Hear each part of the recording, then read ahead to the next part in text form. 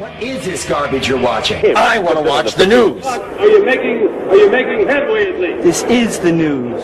Wednesdays is typically associated with the sale of roses, chocolate, and lingerie. But as CBS 2's Alice Gaynor shows us, it is the business of revenge that's experiencing a big boost lately. You try and find one person who hasn't gotten really satisfying revenge and not felt better. He's the CEO of a company called Nefarious Jobs, and he can't show his face because of the dozens of lives he says he's ruined at the request of his clients. The ex-wife who's upset about, her husband leaving, or you're going to get the business partner who has been, completely screwed over and forced out of his company. The company's specialty is revenge for hire, and it's not the only one. It is our public duty to expose these people. It's a burgeoning new industry, hiring someone to right your wrongs. Whether you feel you've been unfairly dumped, canned, or disrespected. And they do it in a variety of ways, from bombarding your offender with unrelenting, menacing texts or phone calls, to putting an ad in the paper about their alleged indiscretions, or much, much worse. Nefarious Jobs offers 9 packages aimed, the company advertises, at making the lives of your enemies hell. For $3,000, the eviscerator focuses on ruining one facet of the person's life, like her marriage. And then there's total annihilation, which for $10,000 does exactly as the name suggests. Well, when people feel like they're getting harmed or even socially rejected, the natural instinct is to want to right a wrong. Psychologist Dr. Barbara Greenberg says the act of revenge actually activates the pleasure center of the brain. It's like taking drugs. You get that high. We gave people a voodoo doll. Dr. Nathan DeWall with the University of Kentucky went so far as to study 1,500 people on the subject. People are going to be very disappointed if they think this is the best way to solve their problems. Do something more productive, because no matter how much you get your anger out, it really doesn't solve your problems emotionally. He found while revenge is indeed sweet for many people, it's a feeling that doesn't last. Alice Gaynor, CBS 2 News. Now, while none of the companies offer physical harm, thank goodness, experts say the legality of some of their tactics may come into question. I don't think that I'm the sort of person that takes pleasure in revenge. I've always thought that getting on with your life is probably the sweetest form of revenge, if you could call it that. But I'm about to find out that many people disagree. I'm in San Francisco to meet with Nefarious Jobs, whose murky business is revenge for hire. Hi, I just wanted to tell you the truth about your friend Tom. Good old Steve is having an affair. I'm not sure if you realize this, but your girlfriend ain't really your girlfriend. She's fucking Aaron, Tony, Mark, and even her best friend Sarah. See you later, dude. Okay, so I've just got the email from Nefarious Jobs. They said to get in touch with them once I got to San Francisco. Their address here is in the financial district, which is kind of strange. You wouldn't expect hackers to be right in the downtown area. Of course, I'm sure any of these people who I've been talking to, I haven't been given their real names. I'm not going to be taking my phone or my chips or anything in my cards because, frankly, if they didn't like you, they could really do a number on you. So let's hope they like me. John? Hey, how are you? Andy, thanks so much for meeting me. Oh, no problem. Glad to.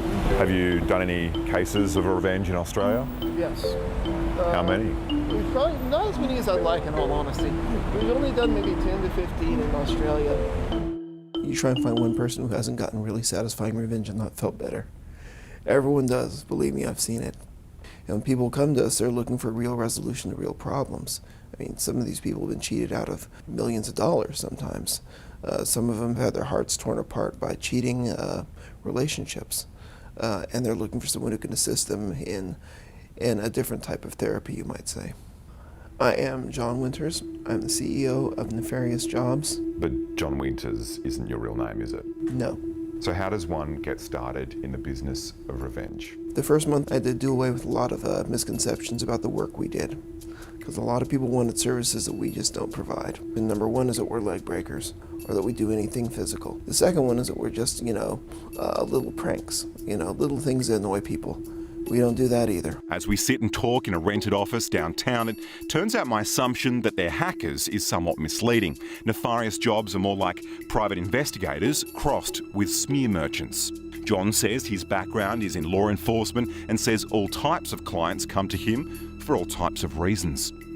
The ex-wife who's upset about, her husband leaving and wants to see what can be done about it. Or you're going to get the business partner who has been, completely screwed over and forced out of his company. One of our first questions is, do you have any information regarding any illegality performed by the subject?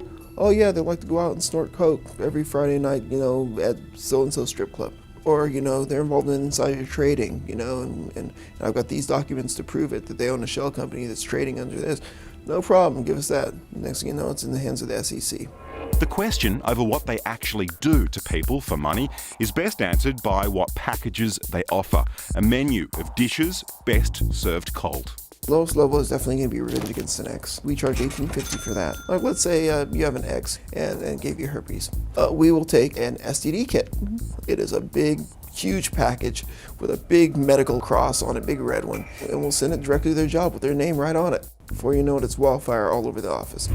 We have Reputation Shredder. That's about a $2,300 package. First, intensive background investigation, usually with a man on the ground following. We try and dig up whatever possible dirt we can, and it has to be true now, or it has to be the statement of the client, and we'll post that everywhere. And good luck getting it taken off of 5,000 websites. When you start getting into the works project, that's where my teams really begin to shine. We put private investigators on 4 different aspects of their lives. The works, you have to understand, is not available for anyone under 30 years of age. And that's because the psychological damage caused by these particular operations are far too severe. We figure for anyone to recover from who's under 30. I can't talk a lot about TA. That is a completely tailored operation. If they like to jet overseas and, have wild flings with 10-year-old boys, we will find it. We will get pictures. Total annihilation is the type of operation that doesn't end until the client says it does. It costs $10,000 and $500 a month for continuation. We all take bets in the office to see how long a person will last.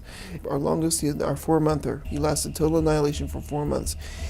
He is now eating trash out of a garbage can somewhere in New York City.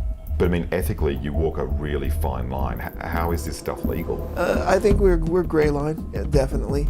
But we don't step over that line. We will cooperate completely with federal authorities or law enforcement should they request it. How do you sleep at night? How do you go home at night and think about the target and what they've gone through? I do walk a delicate karmic balance. I'll be the first to admit that. But I try and temper the work that I do with a little bit of compassion and knowledge. If a person is a dirtbag, and they're flying off to, say Thailand, one of our investigators just happens to kick in a door, get a picture of them, with their finger in a 10-year-old's butt, and snap the shots and run off. We don't really feel too bad about posting those, in all honesty. And did you research anything about me in the lead up to this interview? Yes. Did you find anything personal? No, we don't operate like that unless we have a reason to. And we saw no reason there. We've been talking for a few months now, and you seem very above board.